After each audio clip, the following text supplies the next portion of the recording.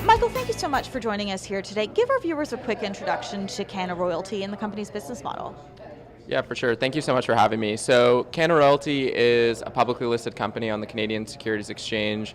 We are a manufacturer and distributor of branded cannabis products, mainly in California.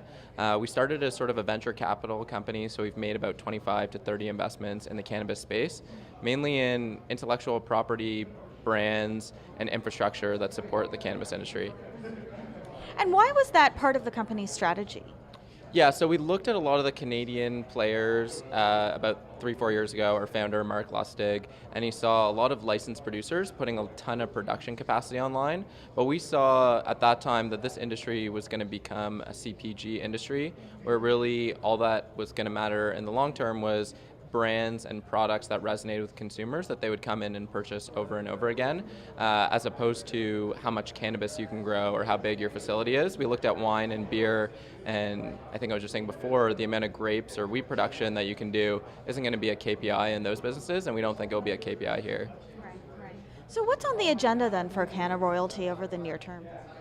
Yeah, so as I mentioned before, we're on a pretty active path in California with the acquisitions of Alta Supply and the announced acquisition of River Distribution. We're poised to be a leading distributor in the state of California. So basically a distributor is the company that is taking product from either a farmer or a manufacturer and bringing it to retail, but beyond just the transportation and logistics and collecting taxes and doing the data analysis, you're also actually educating bud tenders, you're educating consumers, doing product launches, and really engaging at that level to see what's selling and what's not selling.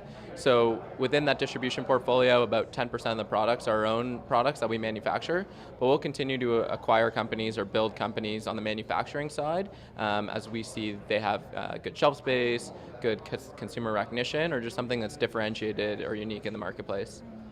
And in the future, do you have any plans, or are you looking to expand perhaps outside of California? Yeah, so our sort of objective or value as a company is really to be a global cannabis products company.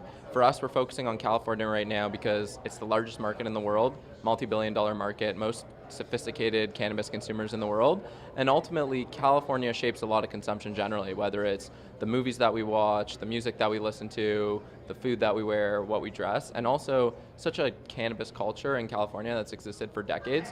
So our hypothesis as management is really that brands that win in California will be able to win on the global scale. Wonderful. Well, Michael, thank you for taking the time to speak with us. Awesome. Thank you so much for having me.